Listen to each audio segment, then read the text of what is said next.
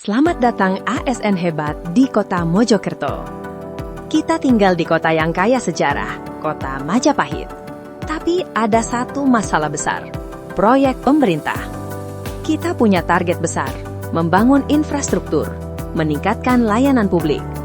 Tapi seringkali, proyek itu terlambat, over budget, dan penuh birokrasi. Kita tidak bicara lagi soal proyek-proyek pribadi. Kita bicara tentang proyek yang mengubah wajah kota, seperti revitalisasi alun-alun atau pembangunan MPP, Mal Pelayanan Publik.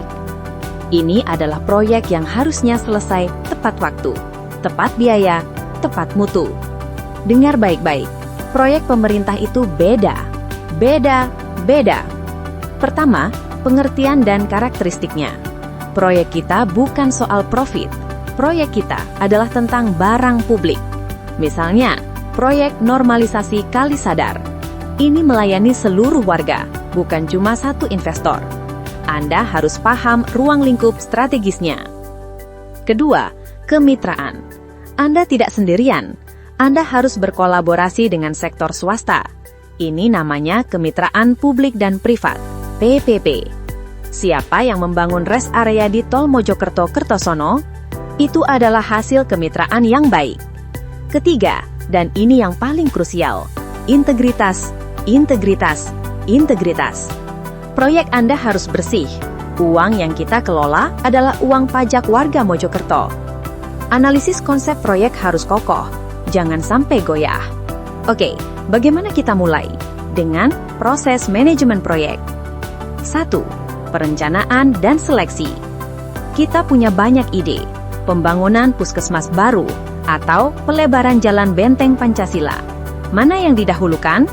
Anda harus menguasai tahapan dan metode menyeleksi proyek. AI bisa membantu menganalisis data return on investment social, memprediksi kebutuhan paling mendesak di kota onde-onde. Ini adalah efisiensi tingkat dewa. Kedua, organisasi dan SDM. Setelah proyek terpilih, bentuk organisasi proyek yang lincah. Alokasikan sumber daya manusia. Dulu, ini butuh rapat 10 jam. Sekarang, AI bisa memetakan kompetensi tim dan menempatkan orang terbaik di proyek yang tepat dalam 10 detik. Ini adalah efisiensi tingkat dewa. Ketiga, pengadaan. Ini titik kritis. Pengadaan kontraktor dan konsultan harus transparan. Kita bisa gunakan AI untuk memonitor riwayat tender, memastikan tidak ada kecurangan. Sekarang, kendalikan proyek Anda dengan 3 pedang kendali. 1. Manajemen waktu. Proyek pembangunan jembatan Rejoto harus selesai sesuai jadwal. Keterlambatan 1 hari berarti kerugian transportasi ribuan warga. AI scheduling tool bisa memprediksi risiko penundaan hingga 2 bulan di masa depan. Kedua, manajemen biaya. Anggaran proyek harus di bawah batas. Gunakan AI untuk melacak pengeluaran real time. Tidak ada lagi over budget tersembunyi. Tepat biaya adalah tanggung jawab. Ketiga, manajemen mutu. Proyek harus awet. Kualitas drainase, kualitas jalan, kualitas pelayanan publik.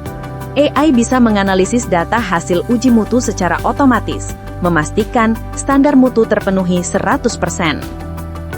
Anda tidak hanya mengelola uang, Anda mengelola bumi dan manusia. Manajemen risiko. Apa yang terjadi jika musim hujan tiba? Apa risiko kegagalan bendungan? AI dapat mensimulasikan ribuan skenario risiko per menit, memberi Anda peringatan dini. AMDAL. Proyek kita harus ramah lingkungan. Analisis mengenai dampak lingkungan atau EIA adalah kunci. Jangan sampai pembangunan merusak keindahan sungai berantas atau warisan sejarah kita. Tanggung jawab sosial, kita bukan hanya membangun fisik, kita membangun komunitas. Corporate Social Responsibility, atau tanggung jawab sosial organisasi proyek, memastikan proyek kita memberikan manfaat sosial, bukan cuma keuntungan teknis. Evaluasi dan pengendalian adalah langkah akhir. Pelajari setiap langkah ini. Jangan hanya membaca buku. Lakukan. Jadilah ASN yang menguasai AI. Jadilah yang pertama membawa perubahan nyata di kota Mojokerto.